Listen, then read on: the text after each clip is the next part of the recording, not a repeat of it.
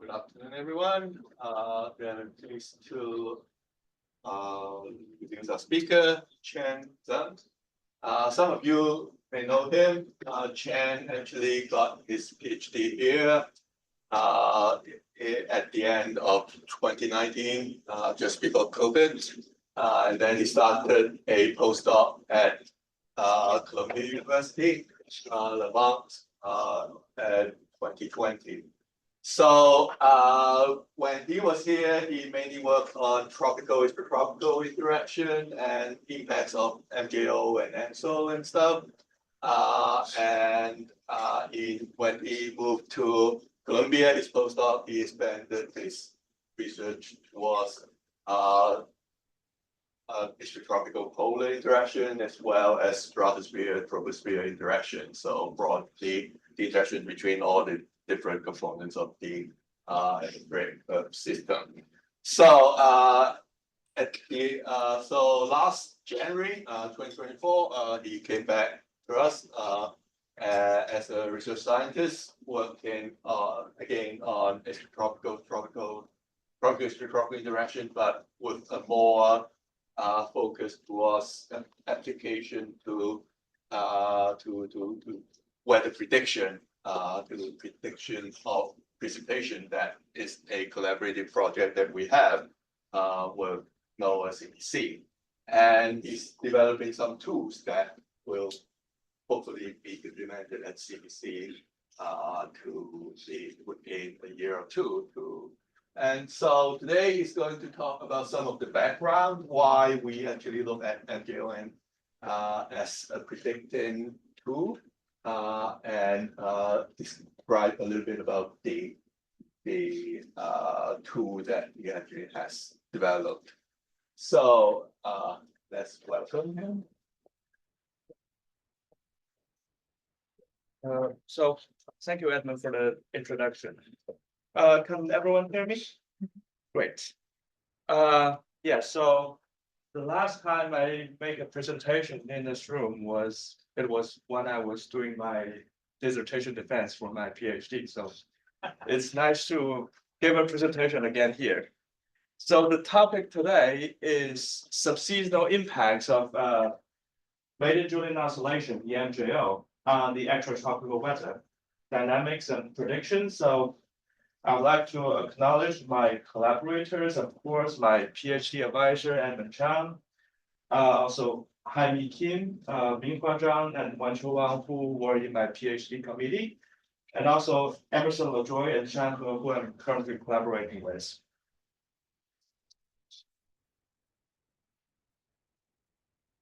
Yes.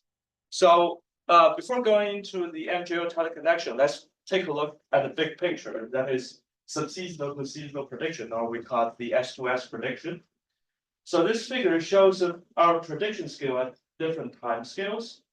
So for weather predictions, we have excellent prediction scale in the first few days because we have a very good initial condition.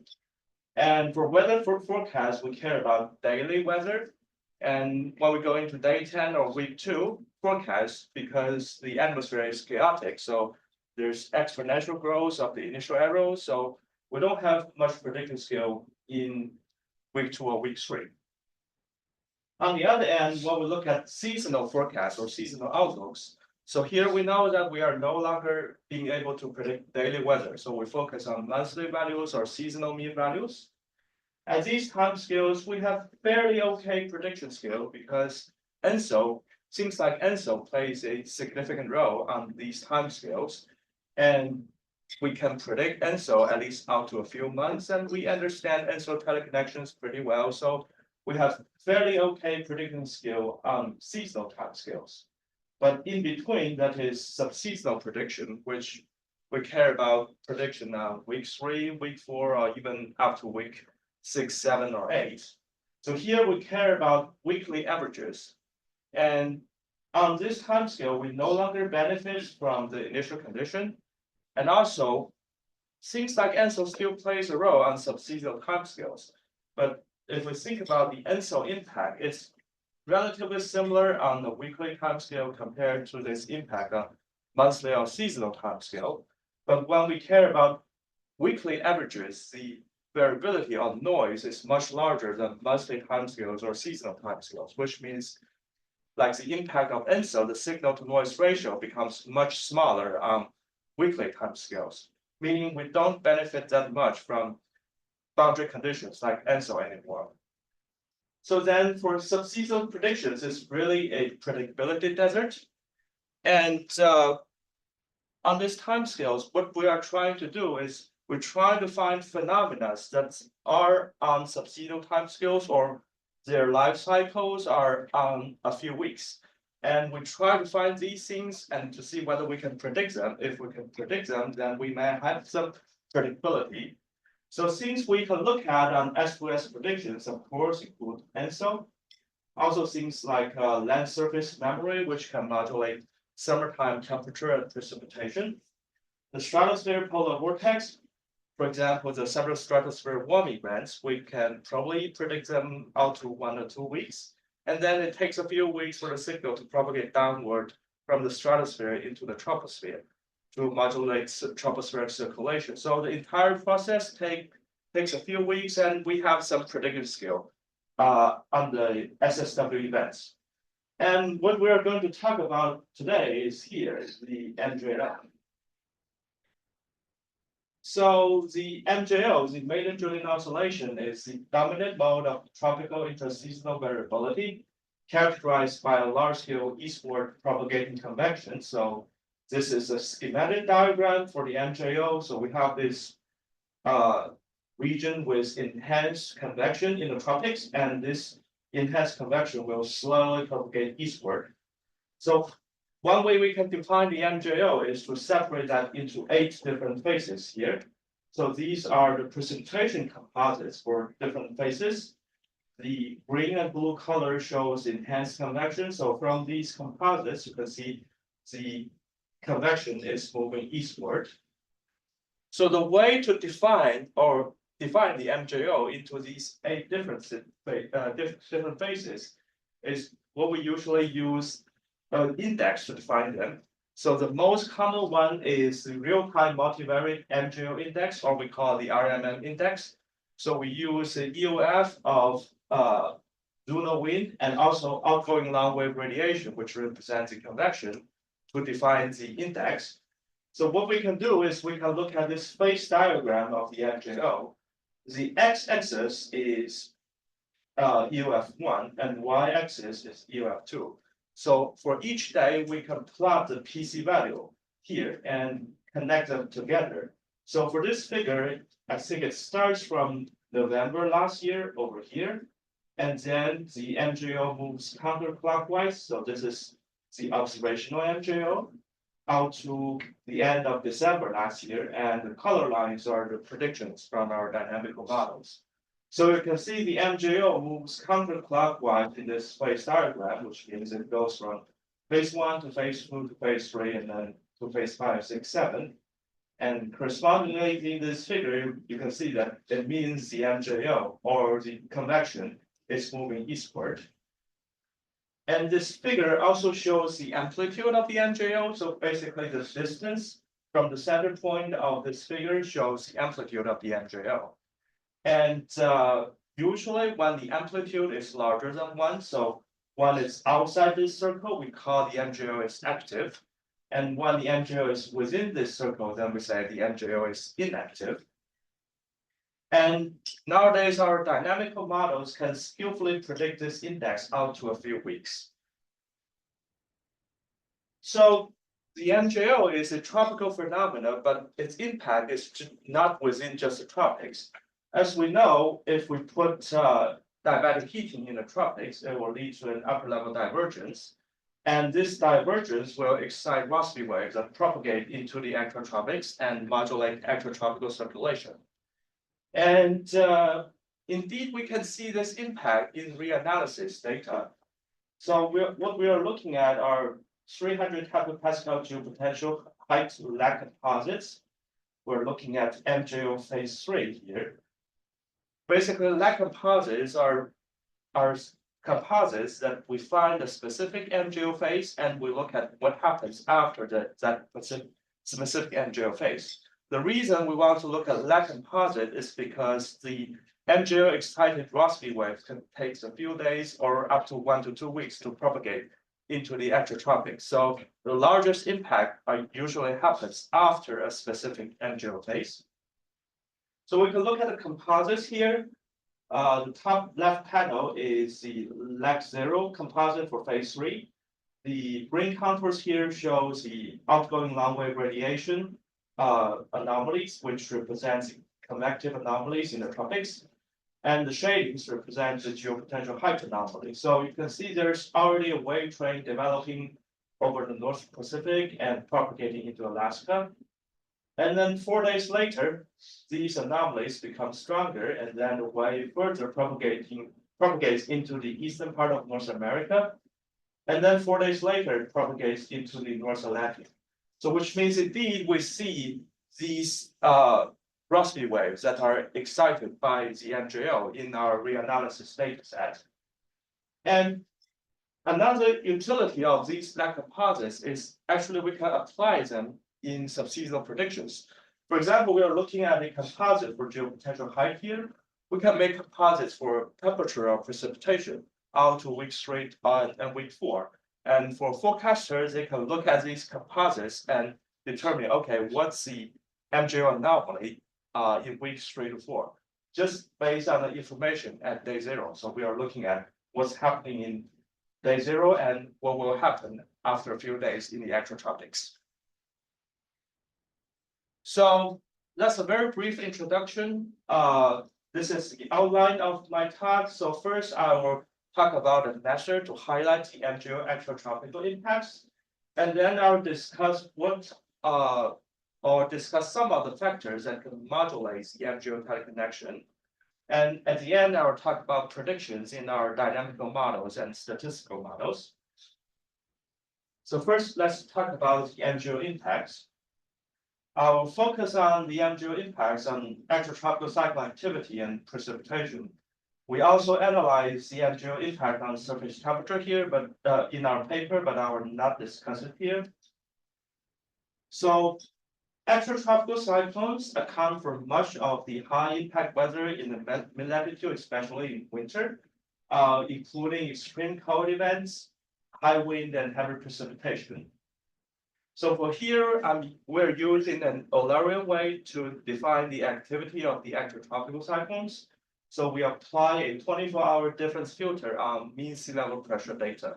So this filter acts like a bandpass filter, which highlights the synoptic scale variability. Or you can see that this is a climatology of this index. It highlights the North Pacific storm track and North Atlantic storm track. So the other way to understand this index is, imagine that there is a cyclone going into our region. What we'll experience is a drop in pressure, and then when the cyclone moves away, the pressure will rise again. And this filter can capture this variation in the pressure, which highlights the activity of the extratropical cyclones. And we want to know what is the MJO impact on the extratropical cyclone activity. So we can pick up one particular grid point here and make the lag composites with respect to the MJO for the extratropical cyclone activity. So for example, here we can make lag composites for phase 3. So that means at day 0, the MJO is in phase 3. And we look at what happens after phase 3. So in terms of extratropical cyclone activity in this grid point, we found a positive anomaly centered around day 10 to day 15. And the dotted days are when the impacts are significant. And then we can look at another phase. So for example, phase 4, you can see this positive anomaly appears at an earlier lag. The reason is because the MJO is propagating. So it takes a few days for the MJO to move from phase 3 to phase 4. So then when we look at the composites, the same positive anomaly will appear at an earlier lag at phase 4 here. And then we can look at the composites for all the MJO phases. So you can see the slopes-like structure.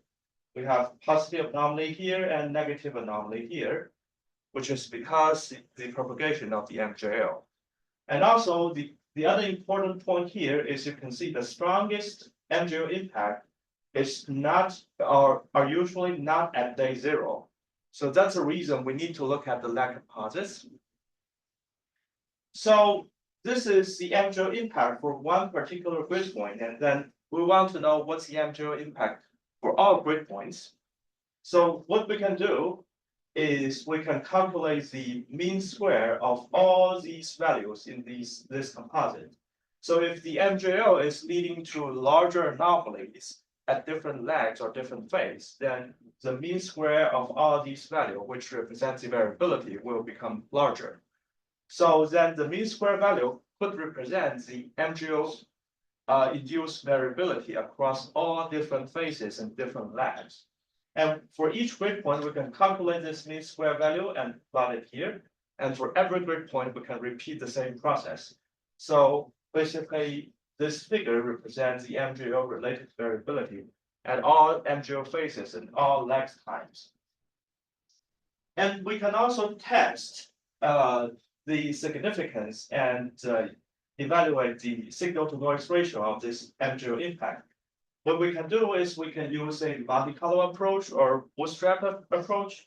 So we use random days to replace the strong MJO days to make these composites. And then from these random composites, they represent the variability without the MJO impact. And then we can compare that with the MJO related variability to see the signal to noise ratio here, and then to test the significance. So what we can see here is that the MJO impact on extratropical cyclone activity has larger signal to noise ratio over Canada and also over Southeast US. For regions like North Pacific, the MJO induced variability is large, but also the variability over this region without the MJO influence is also large, which means signal to noise ratio isn't large. So basically, the maps here highlights where the MJO influence is relatively important. And this is for extratropical cyclone, and we can repeat the same process for any variable like temperature. And here what we are looking at is precipitation. So we can plot the MJO related variability in precipitation and test the significance and calculate the signal to noise ratio. So the question is whether these precipitation anomaly induced by the MJO is related to the MJO induced extratropical cyclone activity anomalies.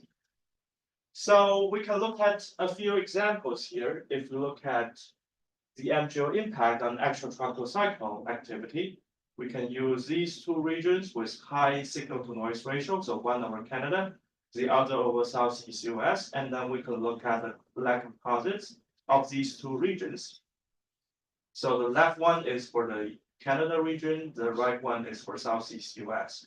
So what we can see is that these two composites looks more or less opposite. So when there is a positive signal in the north, there is a negative signal in the south. And when there is a negative signal in the south, the signal is positive in the north. So what it means is that the MJO leads to a north-south shift of the soundtrack. And if we look at precipitation, for example, these two regions, the MJO influence on precipitation is significant. And also these are the regions where they are close to the regions where the MJO has significant influence on extratropical cyclone activity. So you can see this is the composite for precipitation. The signal here is very consistent with the signal of extratropical cyclone activity. So when there is an enhanced extratropical cyclone activity, there are more precipitation here. And when there is a negative anomaly for extratropical cyclone activity, we also get less precipitation. Similar conclusion for the region in the south, which means the MJO-induced precipitation signal is indeed driven by the MJO-related extratropical cyclone activity. And these impacts can be explained by the MJO-induced Rossby waves. So in the top panel here, that is the MJO-related variability for 300 hectopascal geopotential height. So we have these three regions highlighted. They represent where the Rossby wave trains are. So we can understand it from this schematic diagram. So we need to have the tropical heating related to the MJO in the first place, and then the heating induces the Rossby wave, and then the Rossby wave propagate into North Pacific and into North America. So these three circles here correspond to these three regions we see. And for the circulation anomaly over eastern part of North America, in the north it induces a stronger jet, which also means stronger extratropical cyclone activity that leads to more precipitation. And in the south, the jet is weaker, so there's less extratropical cyclone activity, which means less precipitation. So to quickly summarize this part, we've demonstrated a way to highlight the MJO impact for any weather element, including temperature or precipitation or geopotential height, anything you want, for all MJO phases and all lags on a single map. And what we found is that the MJO-induced weather anomalies can be explained by the MJO-induced Rossby wave trends. So we know that the MJO indeed can drive impacts in the extratropics, and it's because of the MJO-induced Rossby wave. So we want to know what are the factors that can modulate this process or modulate these teleconnections, because eventually we want to predict them. So now I'll talk about what are the potential factors or some of the factors that can modulate the teleconnections. So if we revisit this schematic diagram again, so the entire process is, first we need convective anomalies in the tropics related to the MJO. They interact with the background flow, which induces the Rossby wave source here, and then the Rossby wave propagate into the extratropics and then modulate extratropical weather. So there are quite a few different things can modulate the process. For example, if the heating in the tropics are different, so they can be different in structure or different in temporal evolution, then the Rossby wave source induced by the heating will be different. And then if there are different structures of the background flow, it can modulate the propagation of the Rossby wave. And also because the Rossby wave source is the interaction between the heating and the background flow, so it can also modulate the Rossby wave source as well. And there are also variability in the extratropics, which can modulate the propagation of or evolution of the Rossby waves as well. So what I'm going to talk about here are two things. First is the different evolution of the MJO heating, and second is how different structure of the large-scale flow can modulate the teleconnection. So first, let's talk about how temporal evolution of the MJO heating can modulate the extratropical impact. So here we're using a dry idealized GCM to study. The dry idealized GCM is based on the dry dynamic core of the GFDM model. So it has orography and idealized dynamic heating. The model has low frequency variability and realistic storm tracks. And we'll put MJO-like heating as an external forcing into the model to simulate the MJO impact in the extratropics. The heating is constructed from reanalysis data and the MJO indices in observation. So the very first thing we can do is we can put realistic MJO-like heating into our model. So we can construct our heating using the observed evolution of the MJO index and calculate or construct a heating time series that's very similar to the evolution of the MJO in our real atmosphere. So this can be considered as an idealization of our MJO heating. So on the left here, that's in our reanalysis. So the MJO related variability at 300 hectopascal geopotential height here. So we've seen this figure again. We've highlighted these three regions, which represent where the Rossby wave trends are. And on the right, that's the results in the model.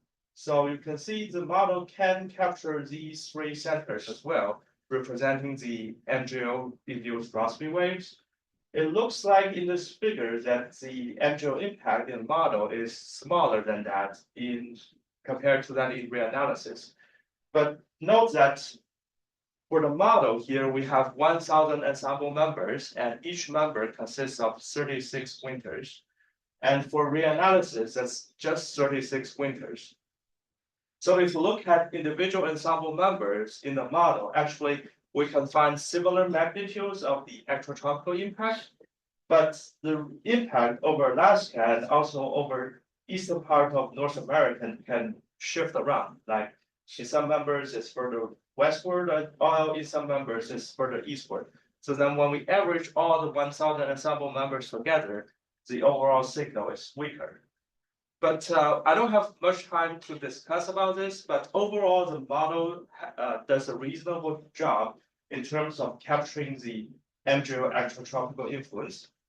So then what we can do is we put more idealized MJO heating into our model. So the first thing we can do is we put stationary and MJO-like heating. So the heating will stay in just one particular MJO phase and does not move eastward. So these experiments can reveal which are the spatial structures that favors strong extratropical influence without any propagation. And then we can let the MJO to propagate. So for these idealized MJO-like heating, they have an idealized propagation speed similar to the speed that we observed. And the MJO intensifies and decays in any MJO phase. So we can first look at the stationary MJO heating experiments. So we put phase 1, phase 2, or phase 3 heating, which are not moving, and look at what's the extratropical impact for different heating. So from these figures, it shows the MJO impact on geopotential height again. And you can see that phase 2 and phase 6 have the strongest impact. Their signal are more or less opposite. And in terms of the heating, they have this dipole structure. So intense convection here, suppressed convection here for phase 2, and almost an opposite signal in phase 6. And the other point here is that phase 1 and phase 3 have similar extratropical response compared to phase 2 with a weaker amplitude. And for phase 5 and phase 7, also the structure is similar to phase 6, but the amplitude is weaker. So the question is, when the MJO is propagating, are just phase 2 and phase 6 important, or the other phases are important as well? So now we look at the experiments when the MJO is propagating. So now we just focus this region over the North Pacific and see what's the MJO extratropical impact. And for example, we can look at phase 1 first. So this is phase 1 stationary heating for 15 days, and we look at what happens after phase 1. So these are, again, the lag composites for phase 1. So what we found is a positive anomaly in geopotential height centered around about 20 days after phase 1. So this is stationary heating. And then we can look at one MJO event that the MJO is propagating. So for this event, the MJO is initialized in phase 6 and then propagate into phase 7 and 8, and then to 1 to 3 and to 3 to 4. So we can again, for this MJO event, look at the lag composite for phase 1. So similarly, we found a positive anomaly centered around lag date 20. And then we can look at all different MJO evolution. So for the group in the middle here, these are the MJO events that decays at phase 3 or after phase 3. And in the bottom here, these are the MJO events that decays before phase 3. So you can see for this positive signal is stronger for the group in the middle here, which means to reach a strong extratropical impact, we need the MJO propagate into phase 3. So now we know that phase 3 is important, then we can look at lag composites of phase 3. So these are the composites for phase 3. So the positive signal appears at the earlier lag because of the propagation of the MJO from phase 1 to phase 3. And for the group in the middle here, they have stronger extratropical impact. And these are the MJO events that are initialized at phase 1 or before phase 1. For the group in the bottom here, these are the MJO events that are initialized after phase 1. So the figure shows that the MJO needs to propagate through phase 1 to give us the strongest extratropical impact as well. And if we combine these results together, what we can conclude is that the MJO needs to propagate through phase 1, 2, and 3 to give us the strongest extratropical impact. And we can reach similar conclusion for phase 5, 6, 7, which give us an opposite signal, or we'll see a negative signal over here. And there are some other interesting features we can learn from these figures. So if we rearrange the order of the MJO phases here, so now for the group on top here, these are the MJO composites for phase 3. For the group on top, these are the events that decays at phase 6 or after phase 6. And in the bottom, these are the MJO events that decays before phase 5. So you can see that during week 3, week 4, week 5 over here, there is a negative anomaly for the group on top, and this positive anomaly persists for the group in the bottom here, which means the MJO impact during weeks 3 to 4 to 5 actually depends on the evolution of the MJO. So if the MJO moves into the phases that give us an opposite extratropical influence, then we will see this sign reverse in the teleconnection. But if the MJO decays earlier, then this positive signal will persist longer. And the other thing we can look at is the top row here, which are the realistic MJO heating. So for the realistic MJO heating, it consists of all kinds of MJO evolution. So to a certain extent, we can understand it as the average of all different evolution of the MJO. So if we average all different MJO events together, we can see it's pretty similar to what we see from the realistic MJO heating. So we have a strong positive signal here for almost all the events. We see a positive signal here, but at lag day 20, 30, or 40, when the signal does not agree across different events, we don't have much signal over here. And remember, if we want to make a forecast, and if we just use the MJO information at day 0, which means we don't know any information of the MJO evolution, that's the composites we can make. So that's the realistic MJO heating composites, which consists of all kinds of evolution of the MJO. And if we use these composites to make a forecast, especially for week 3, week 4, actually we don't have much signal. And the signal here actually does not agree with any particular MJO evolution. So which means for a forecast, we actually need the information of the MJO to predict what's going to happen for week 3 to week 4. So to summarize this part, what we found is that the MJO extratropical response strongly depends on the propagation of the MJO. Phase 1 to 3 and phase 5 to 7 are important. And the extratropical response to any individual MJO event may not agree with the average of all the events, or all the events that are usually the lag composites we are looking at. So we do need the information of the MJO propagation to make a good subseasonal forecast. So the next part I will talk about how different structure of the large scale background flow can modulate the teleconnection. So again, here we'll be using a dynamical model. So now we are using a quasi-stationary wave model, which is very similar to the dry idealized GCM we used in the previous experiments, except that we put stronger damping into the model to damp out the synoptic scale waves. in this way, we can actually impose a background flow which is maintained by a constant forcing. And under such model formulation, different background flow can be easily maintained. And when we impose MJO heating into a model, we are simulating the large-scale response in the extratropics. So again, we impose MJO-like heating into our model. For here, we'll just use a stationary phase 2 heating. As we already know, this heating can give us the strongest extratropical response.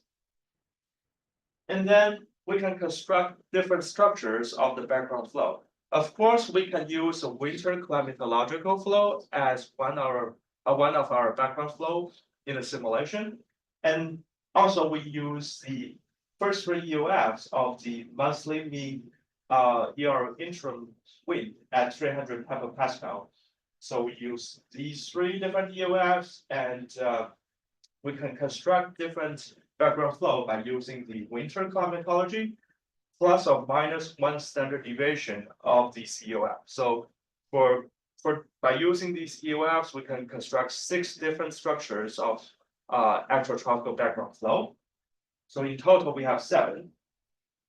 And with these 7 different structures of the background flow, we can put the same MJO heating, which is stationary phase 2 heating for 15 days into the model.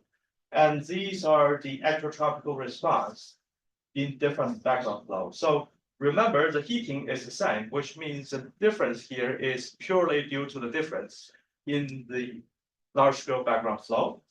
And you can see that the intensity of the teleconnection can be different across different experiments. In some background flows, the intensity of the teleconnection is pretty large, and in some scenarios, it's much weaker.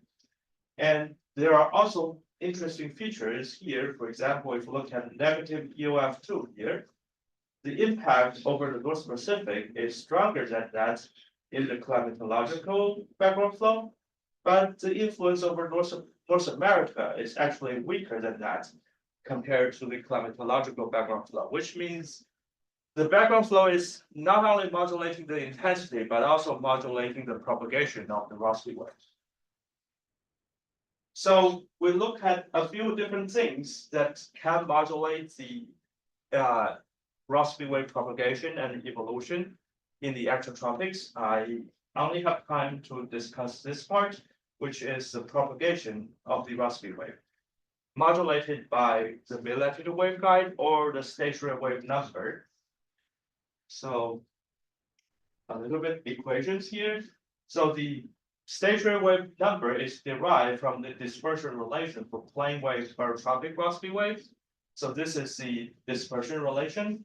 It depends on 2 things. First is U bar, which is the zonal mean flow, and beta star, which is the meridional gradient of absolute vorticity.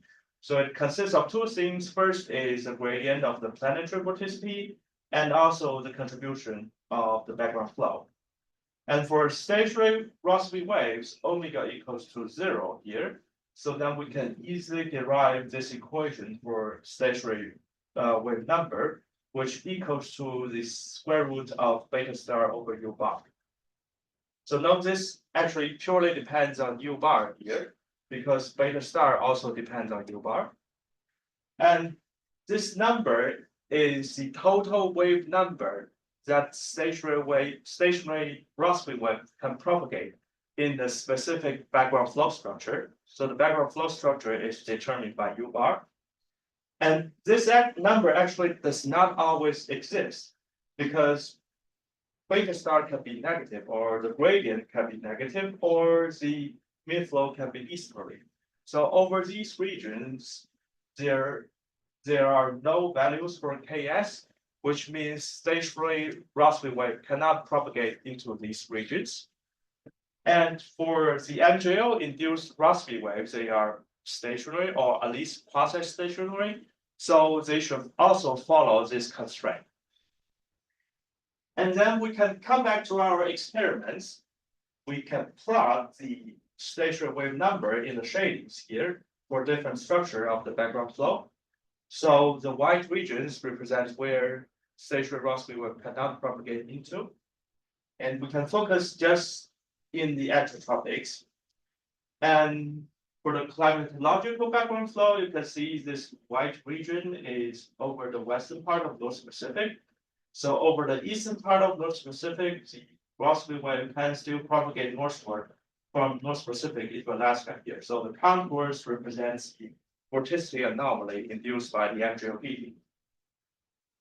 And if we look at the negative UF2 here, this white region where the stationary Rossby wave cannot propagate into extend all the way eastward over the coast of Alaska. So that means the MJO induced Rossby wave cannot propagate northward here into Alaska anymore.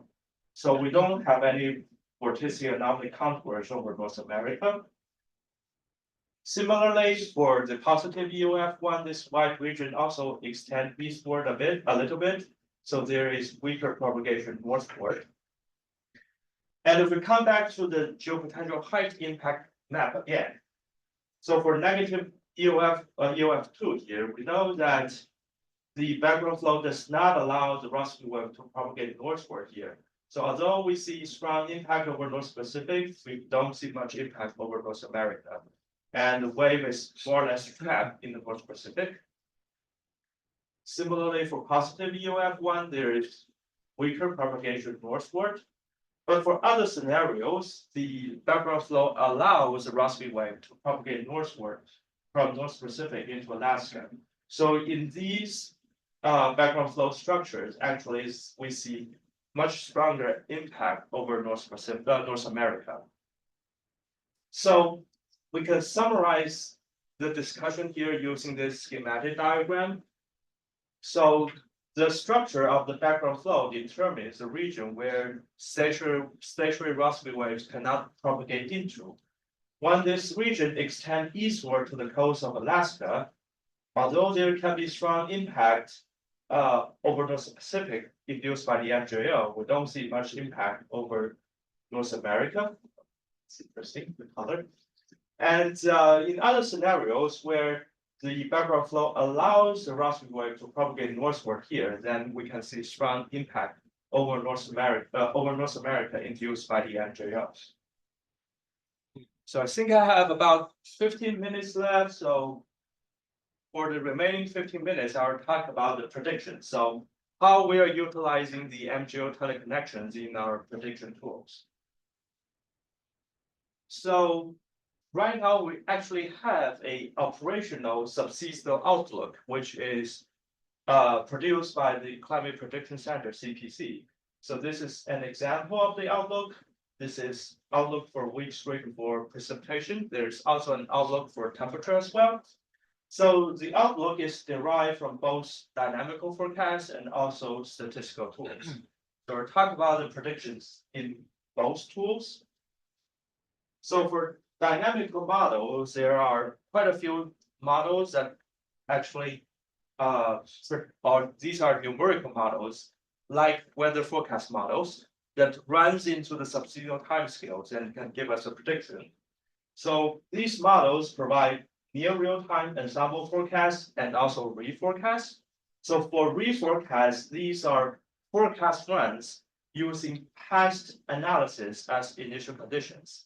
And we also have the reanalysis for the past, which means we can actually verify these reforecasts against reanalysis to evaluate the performance of the models. So for here, I will show the prediction of 6 dynamical models during an overlapping reforecast period of 13 winters. And our focus again on the extratropical cycle activity during winter, as we know, they have strong influence on precipitation. And for these models, I'll verify them against reanalysis, and I'll show the scale using the anomaly correlation coefficient. So these are the spatial pattern of the prediction scale for weeks 3 to 4. These are the prediction for extratropical cycle activity. So the top 6 panels represent the scale of individual models. So you can see the ECMWF model has the best prediction scales. We know that this is probably the best dynamical models we have. And we can also combine different models into a multi-model ensemble, which is for here. And we can see this prediction skill is even better than the ECMWF model alone. And what we are interested in is where does the prediction skill comes from? So we have relatively high prediction skill over North Pacific, Alaska, eastern part of North America, and also some regions over Europe and North Atlantic. So where does it come from? So if we look at the predictive skill for individual weeks from week 1 to week 2, week 3, and week 4. Of course, the skill in week 1 is quite high because of the initial condition. It benefits from the initial condition, and then this prediction skill decrease when we go into week 3, week 4. And for week 4, I'm highlighting 2 regions here, region A and region B here. For region B, that is a region we have relatively high prediction skill over North America. And what about region A here? So if we come back to the figures I've shown at the beginning, region A corresponds to the region where we have the largest signal to noise ratio in terms of the MJO influence on extratropical cyclones or extratropical cyclone activity. And you can see that over region A, although the MJO influence on extratropical cyclone activity is important, in our dynamical models, we don't have much skill. And so what happens here? We can look at the MJO lag composites for these 2 regions. So the top row shows the composites in reanalysis, and the bottom row shows the composites in our model. So for region A, that's in the left column. So the MJO indeed induces a strong impact on extratropical cyclone activity for region A in reanalysis.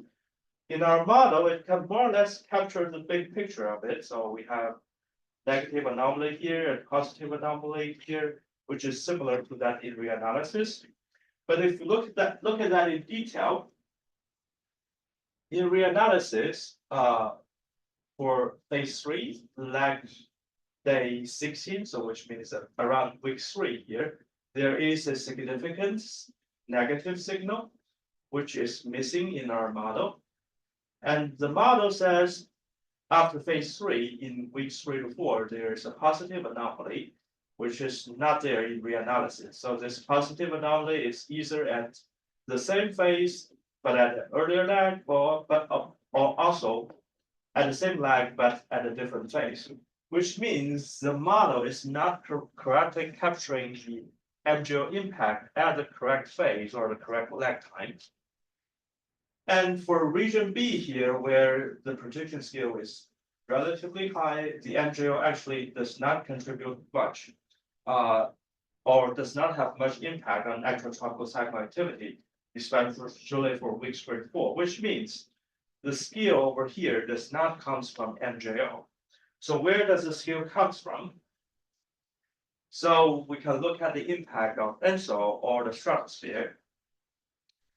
So on the left here, that's the multi-model ensemble mean prediction skill we have for weeks 3 to 4. And in the middle, we can basically construct the prediction skill based on the ENSO index. So this is the 3 months average NINO 3.4 index, which means this figure represents the contribution of ENSO in prediction skill. So you can see the spatial pattern here over North Pacific, and North America is very similar to that in the multi-model ensemble, which means over these regions, the prediction skill is coming from ENSO. And on the right, that's the prediction skill based on the polar vortex index, represent the influence of the stratosphere polar vortex. And you can see the spatial structures here over North Atlantic, and part of Europe is similar to that in the multi-model ensemble, which means the skill here is mostly coming from the stratosphere influence.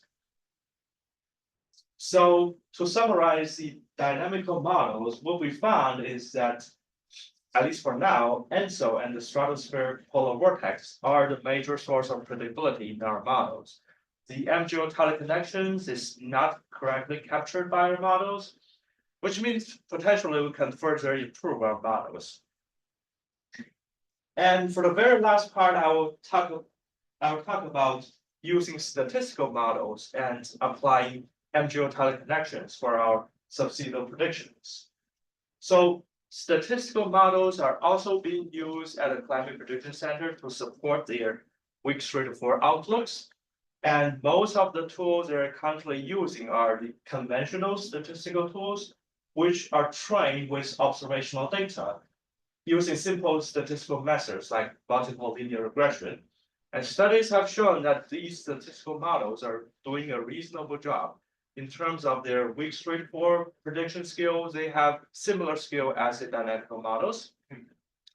And as we know now, machine learning tools are getting popular and they can learn complex or nonlinear relationships between the predictors and the predictants.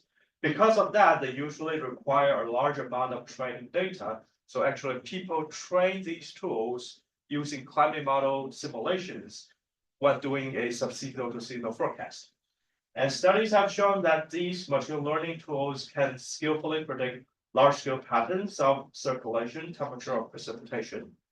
So what I'm going to show here is that these machine learning tools trained with climate model simulations can also skillfully predict grid point scale precipitation in observations.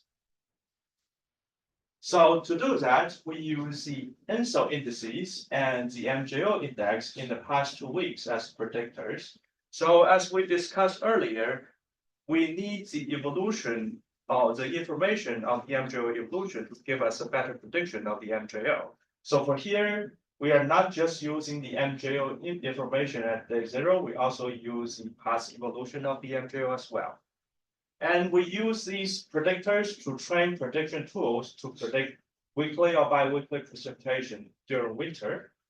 So of course, we use observed precipitation and observed ENSO and MJO indices. We also use climate model simulations.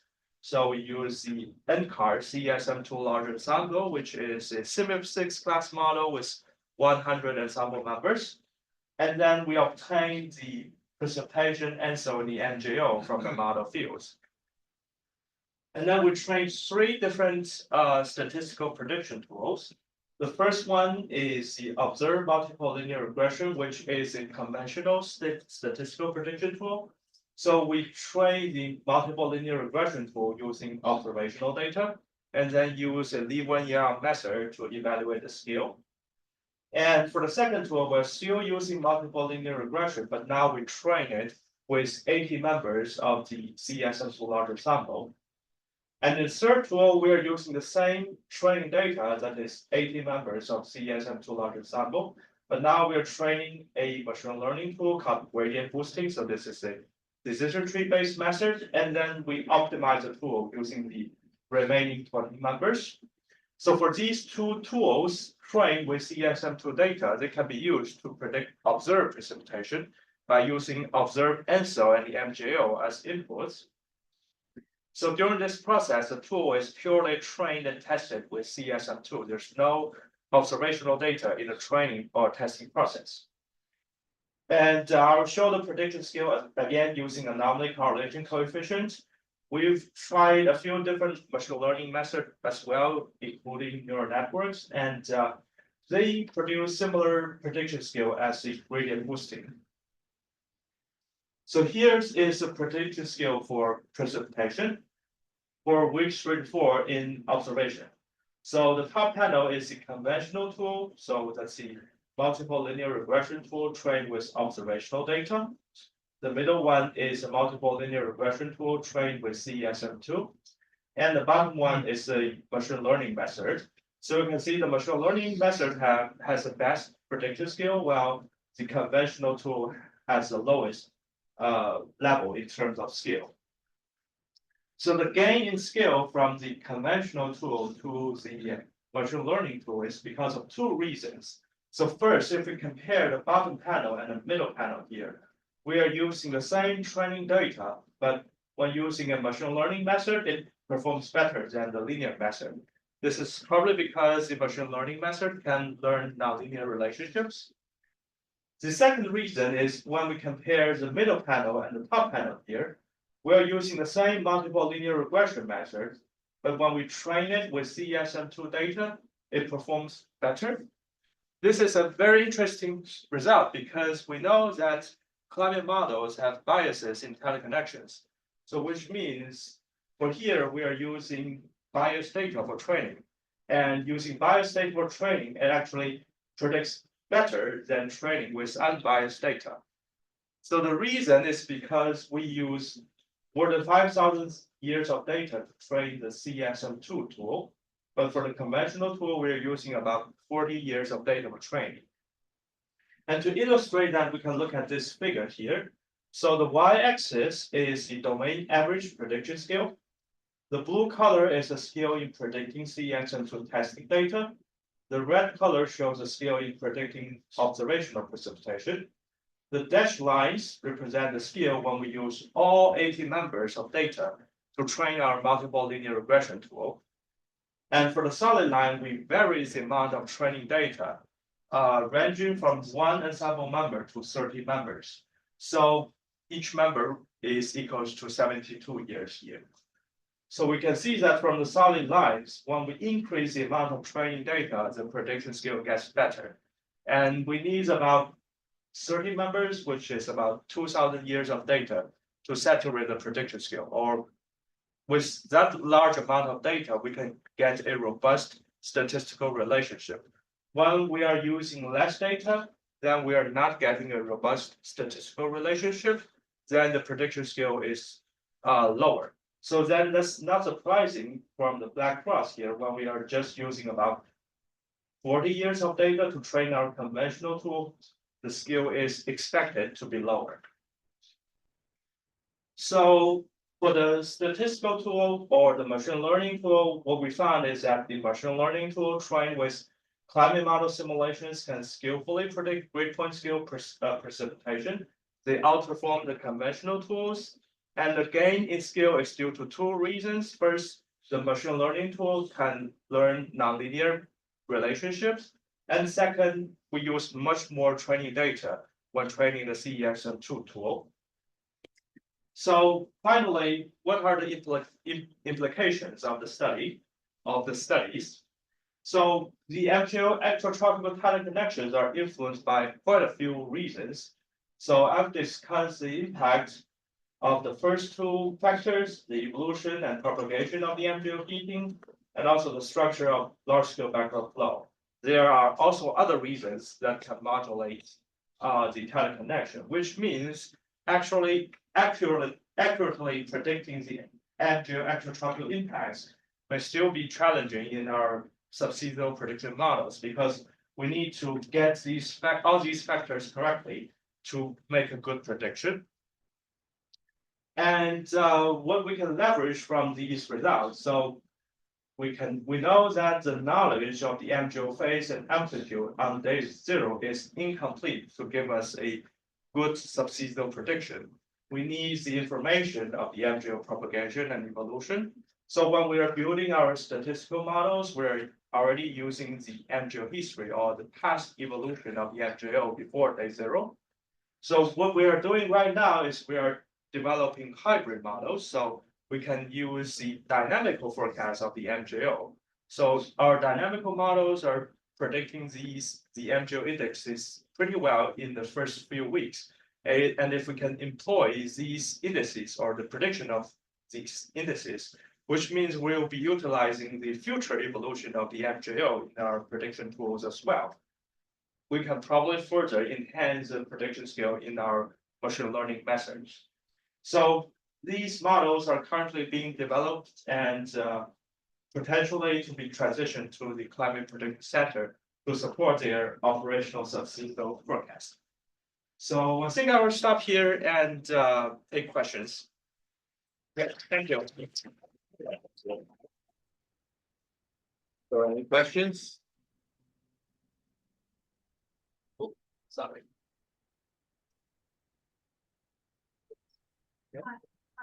This question might be outside of the scope of your work, so I apologize if it is.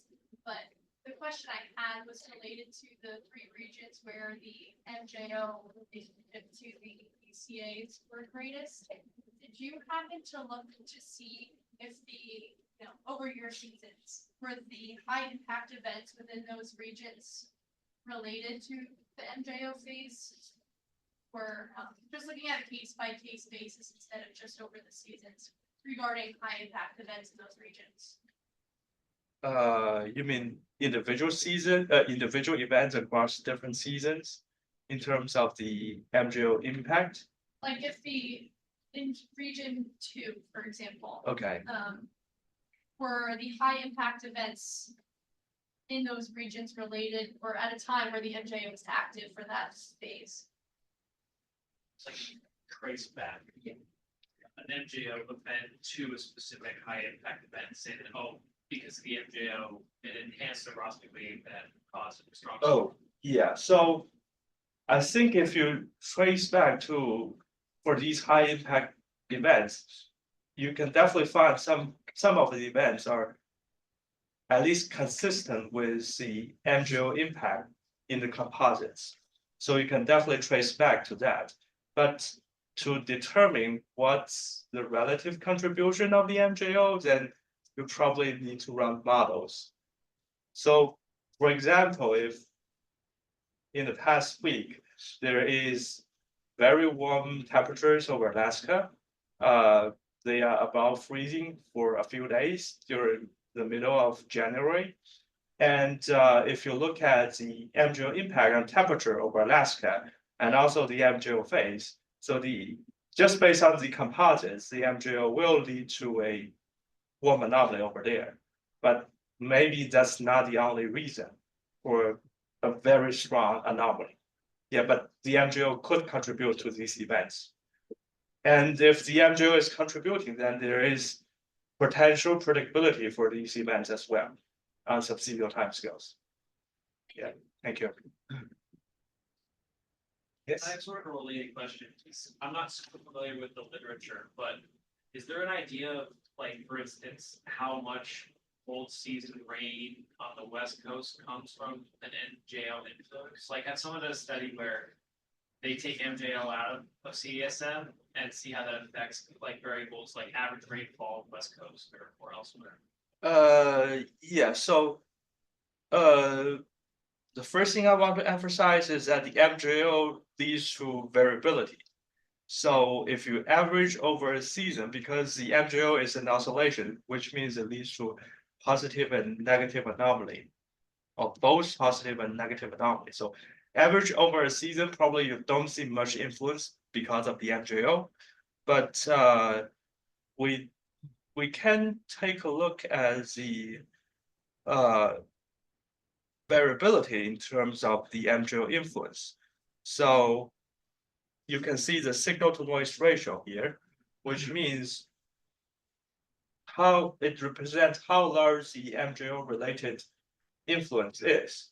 So it compares to where, if you don't have MJO at all, what's the variability. So you can see there are regions where the signal to noise ratio is larger than 1, which means the MJO is a major source of variability over these regions. But over seasonal means, probably the MJO does not play a significant role. Yeah. I think one point I want to point out is that this map looks very scattered. But I think one reason we found out later is that we actually have a new map in the 2025 paper that shows broader regions of influence, the precipitation impact. I think because this one is 6 months extended winter, isn't it? Yes. I think this is November to April. So I think in our recent paper, we actually focus on DJF, then actually the impact, it seems to be broader and not as sort of scattered as this, because I think this is average over too long a period of time. It's a little bit confusing why it's like very effective in Florida, but not in Georgia. Yeah. But Yeah, I think we don't completely understand all these impacts yet. I think one potential future investigation would be to try to completely understand the impact, where all the impact comes from and why is it so scattered. But one possibility is that it's just noise, because we don't really have a lot of data for this time scale. Well, I think right now, for example, the ML models are very good for sort of short period of time prediction because you can actually train them for using a lot of data, but they are still not very good at sort of seasonal timescale because actually the amount of training data is not as much. And so the signal to noise ratio in the past observation is actually not huge. And so that's a challenge here. There is actually statistical variability that is not captured by the observation period. So are there any questions for those online? We have several people online here. Yes, I have a question, Edmund. Yeah, we can hear you. Okay, so a quick question. The models cannot simulate the impact. Is it because the heating fields associated with MJO are not captured by the models after initialization? So shall I repeat? I think Yeah, I think you should. the question is the models cannot correctly capture the MJO teleconnection. You mean the dynamical forecast models? Yes. Yes. So can we put MJO heating into these models to maybe capture what's going wrong in the models? Is that kind of your question? Or is that? Yes, so the pulse gear could come from the failure of the models to get the heating right. Yes.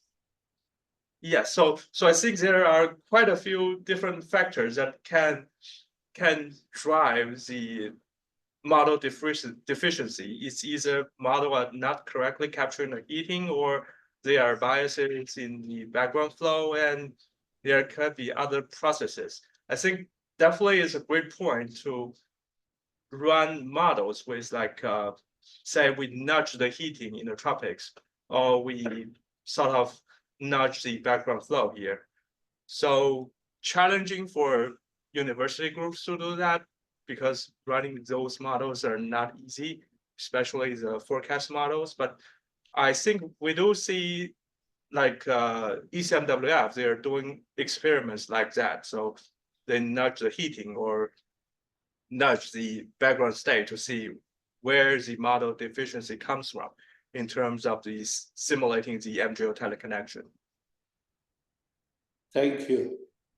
Yeah, I mean, can't machine learning figure out some of those issues, separating out the heating versus background flow when you have a string of events in a time series and it can try to sort out? I mean, because that was my question. If we have fair predictability, how are we going to get to the next level? You know, if we're just statistically going through it, averaging, it just doesn't seem we're gonna get there. And then furthermore, the models, have these biases. I think there've been recent papers that have shown that if you do run explicit convection, for example, globally, all of a sudden the MJO gets much better, right? So there's motivation to do that.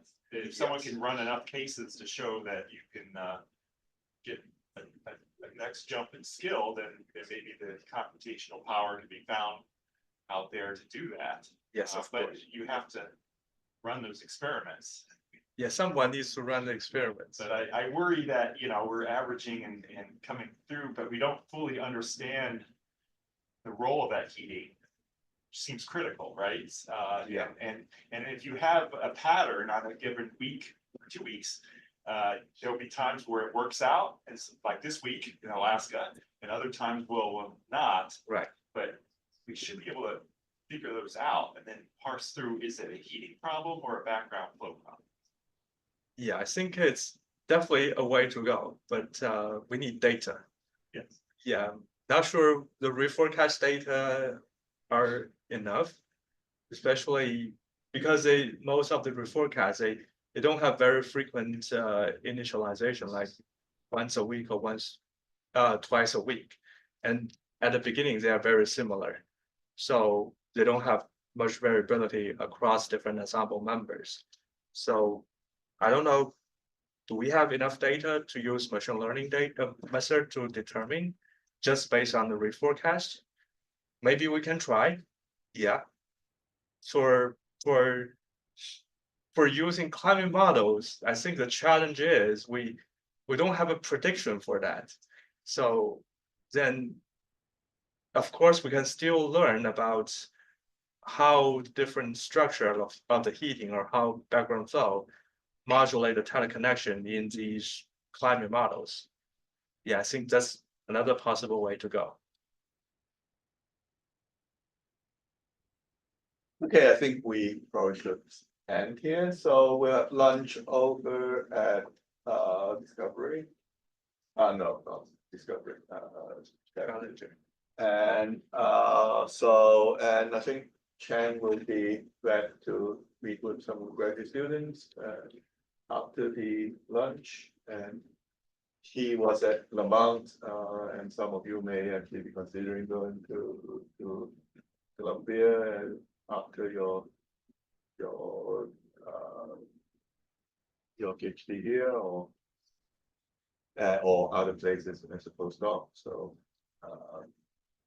can discuss anything what to the lunch. So that's